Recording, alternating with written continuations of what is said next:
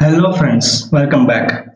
Till now we have seen techniques to enhance grayscale images or RGB images with a single channel. Now we will dive into binary images. So the first step towards binary image processing is you have to convert an RGB image or a grayscale image to binary image. So the first step in this conversion is thresholding. Let me show you what is thresholding. This is a grayscale image.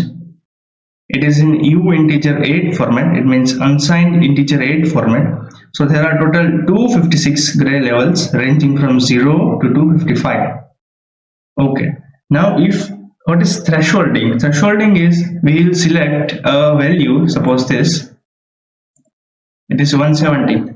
So I will mark all the pixels below 170 as a background and all the pixels which have higher intensity values than 170 as a foreground or as an object. So all the values which are less than 170 will be assigned 0 and all the values which are greater than 170 which will be assigned 1. Okay, let's see how the image looks if we do this.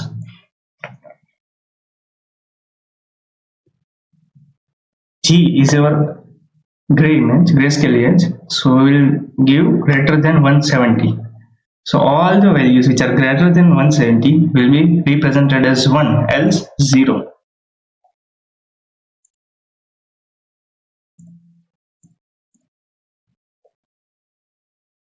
See, this is the result. This chain has the value greater than 170 and the sky also. All other values turn black. Now let's just do this inversely, or I will write less than 170. So it will be the inverse image of this one. See, now the chain is black. Let's try different thresholding values. Let me write 120. See, now the letters are clearly visible. You can see here also. So deciding different threshold value results in different output images. Once again change. Okay, let me go lower, like 100. See, more objects are visible, but there is noise and everything because more pixels are turned white now. Okay, so deciding an optimal thresholding value is the challenging part. So there is the Otsu's algorithm which helps us deciding the threshold value. Today we will implement this Otsu's method to convert grayscale images in binary images. So first let me explain you what is Otsu's method.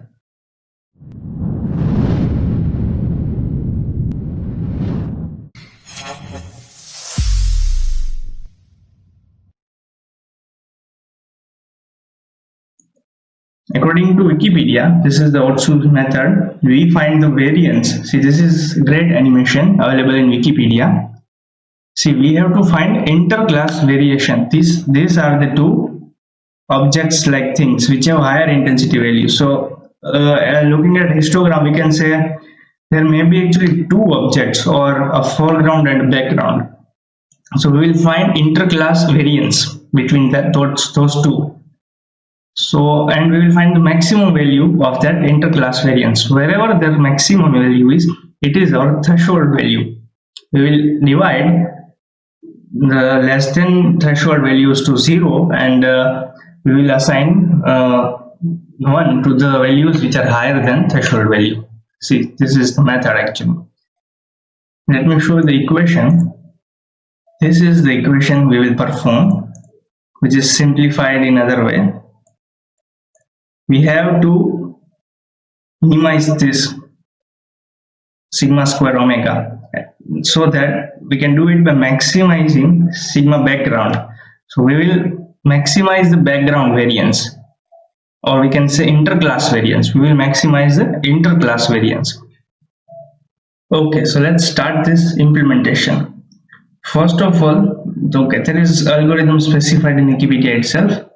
First of all, we will compute the histogram histogram and the probabilities of each intensity level. Then we will initialize our maximize variance variables, which will store the maximum value, and then we will run algorithm for each and every threshold value, like what is the variance. We will run for 255 times. So we will find variance, and at whichever level the variance is maximum, we will use that thresholding values. Let's start implementation. Let me read the image.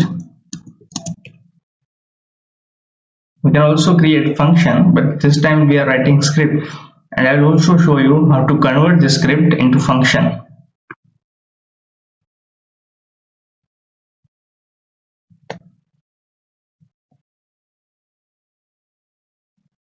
We'll convert it to grayscale image. First we'll resize this image. It is a larger image, you can check it is 4000 columns are there, so we'll resize it to, I will say, half.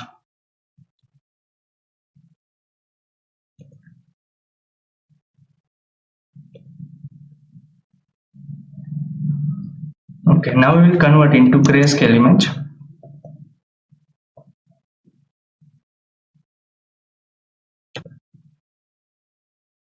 Okay, so now we have a grayscale image. Let me show you how the image looks. I have already showed you.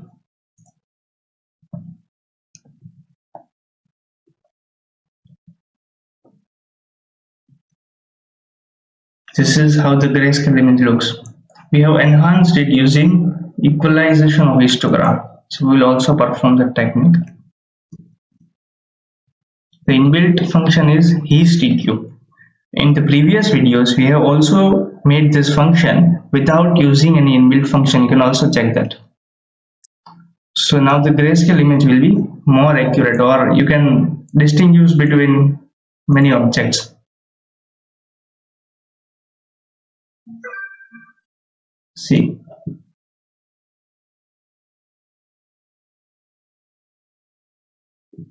Okay, so this is the grayscale image, which we will convert into binary using Orsuz thresholding method. Let's start. First, we will find the histogram, name it H.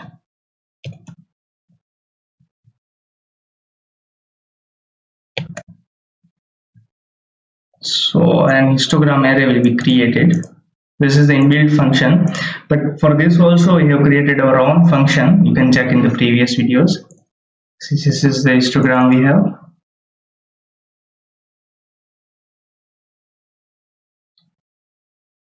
It is a column vector, you can see. Okay, now we will initialize the maximum variance. Initially we will give the value 0, which we will change in the loop whenever we find the maximum variance. Okay, the total pixels we can get in two ways. Okay, we will not give this long name, we will just name it TP. Okay, we can find it in two ways. We can multiply these two numbers and we can get, or we can also sum the histogram and get. We will do this summing of histogram, that's also fine. Okay, so now you have the sum of histogram, so it means we have total values. We have an array of histogram, so we will now find the probability of each intensity values, which is H divided by TP. Right? Simply, we have all intensity values, we have the sum of the values, so we'll find the probability by dividing them. Okay, I already made the template here, so I will write this here. Okay, now we will run the loop. If we know, let me just show you.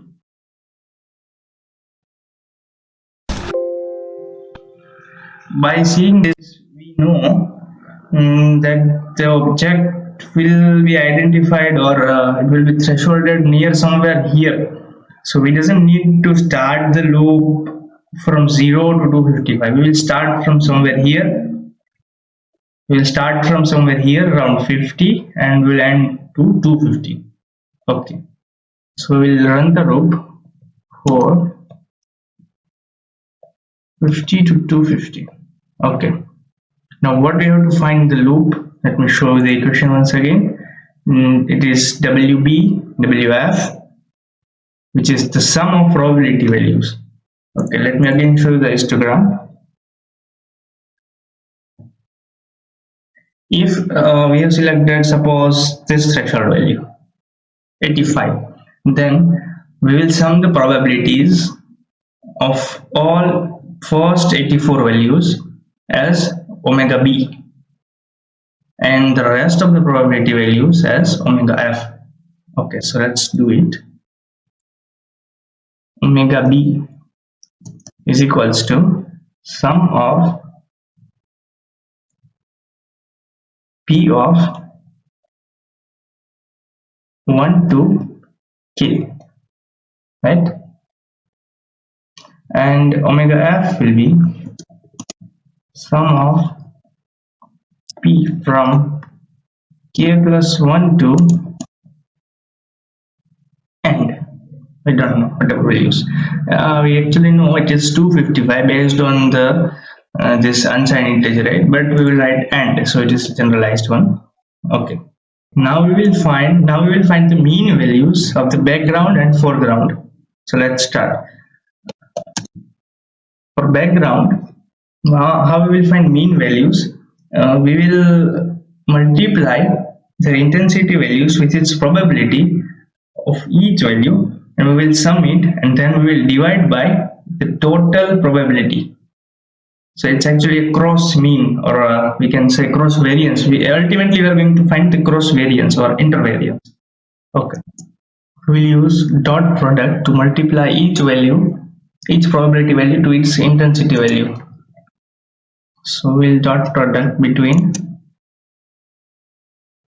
1 to I, or okay, k. We have loop variable k to p of 1 to k. Okay, here we will use 0 to k. We will use 0 to k minus 1, because actually if yes we are going for k, then it is actually representing the k minus 1th value. Okay, after this dot product we will divide it by WB, so it is the mean value.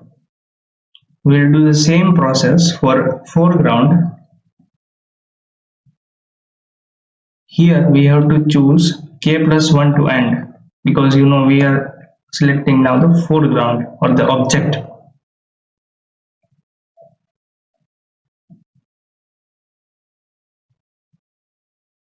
Okay, now we will find the variance, intervariance. I will name it sigma. Let us see its equation in Wikipedia. It is foreground into background sum of probabilities, and it will be UB minus UF square. Okay.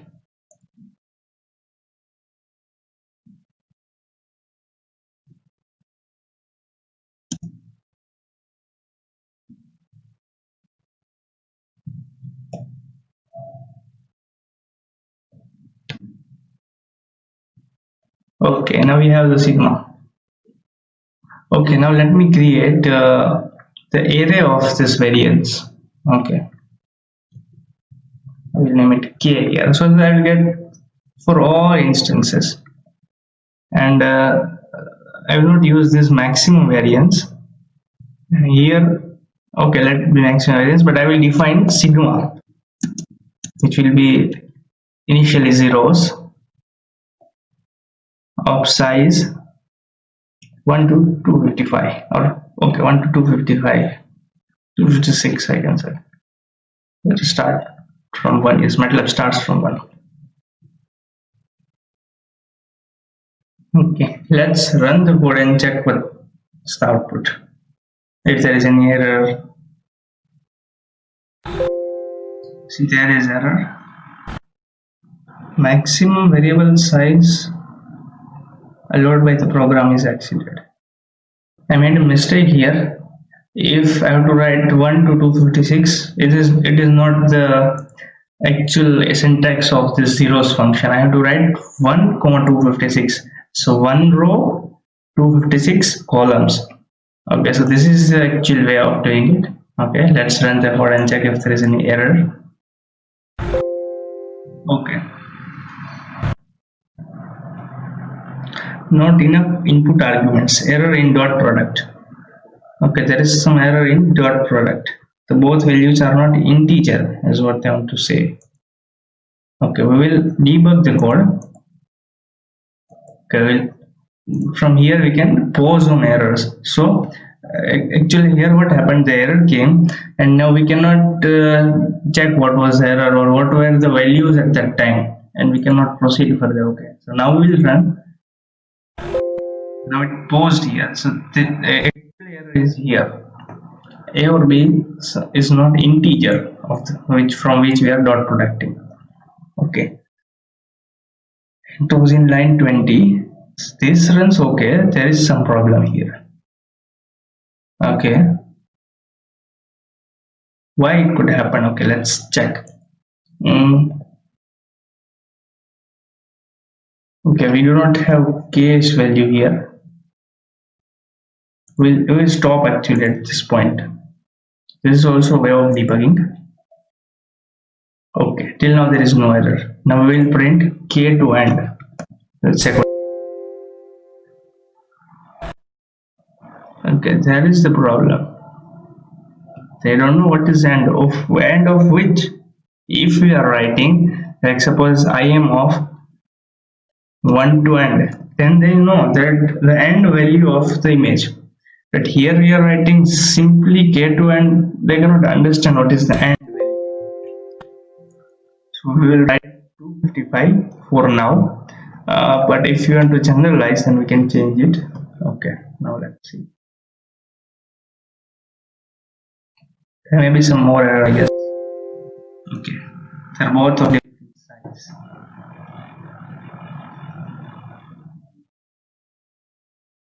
P has 256 values. Okay, I have to go till end. Okay, I made a mistake there. Here this is starting from actually 0. So it is okay if I go to 255 for here, but here I have to go to till 256. Okay, now let's see. Okay, code run successfully. These are the values of sigma. Okay, we'll find the maximum value. Maximum of sigma. Okay, it is this value. Let me store this maximum value here in max. Okay, let me write actually in this script itself. Okay, max variance, which we have already created, which will be maximum of sigma. Okay, let me run it. So okay, we have the max variance. Now we will find the position at which this was maximum. So we use the find command. This is location is equal to find sigma equal to max variance. There will be double equal to here in the syntax. Okay, we'll run it in the command prompt. Check the output. Okay, the location is 133. It means see the MATLAB starts from 0 to 0 and it ends to 255. So 133 actually represents the 132th value. So threshold is L minus 1 simply. Okay, now we will binarize the image on that threshold value. Okay.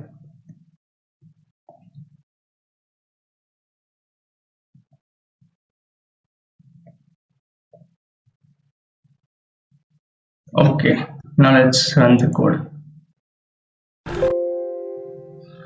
I'm sorry, the name of the image was IM, not G.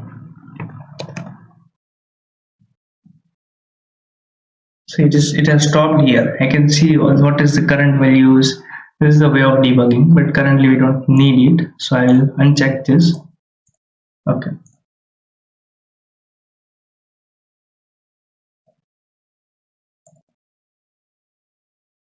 See, this is output by which we thresholded. The threshold value was 132. Now let's also find what is the threshold value by Otsu's method or the inbuilt MATLAB function. So there is a gray thresh named function which gives the thresholding value. Okay, let's try that. Okay, we have to multiply it by 255 to know current answer. See, it is exactly same the 132.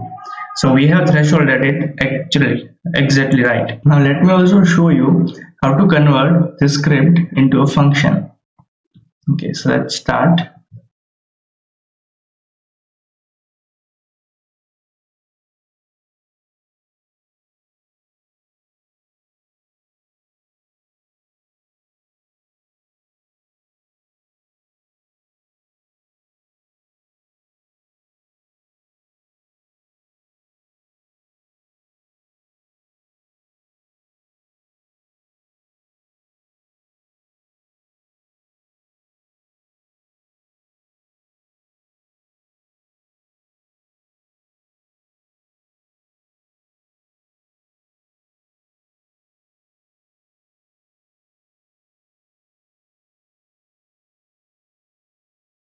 Thank you for watching this video. Please like, share and subscribe the channel for more such technical videos, or you can also share with your friends.